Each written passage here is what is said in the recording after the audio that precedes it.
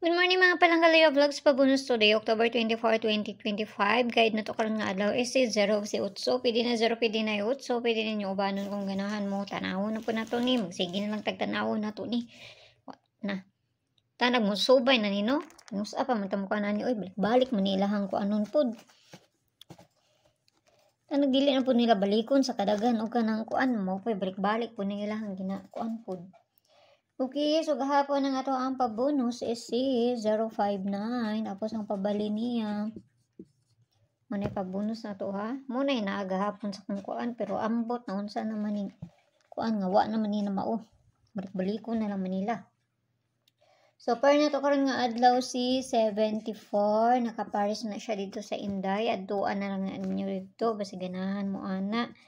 Muna ito ang part 2 diha. Ayaw kayo mo palabi, ginagmay lang. Kung dool ra na sa inyo ha. Huwag layo gani sa inyo ha. Ayaw lang ninyo siya abay no? So, kana lang. Tanawon na ito ni unsay maayo ani. Unya. So, hatag na tagpabonus kayo para dali at mahuman ani. So, pabonus na to. Karon nga adlaw. Ano, unsa na po ning kurente.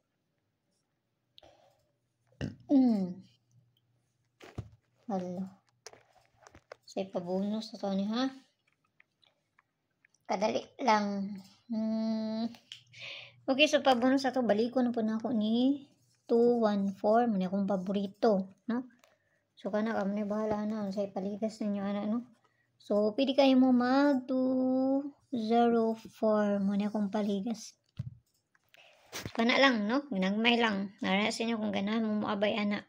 So, may buntag sa inyo agampi ang tanan, kung tanag mo subay na, dili lang ang tanan balik-balik ang ilahang ko ano nunya bulahon. So, bye-bye sa inyo ha.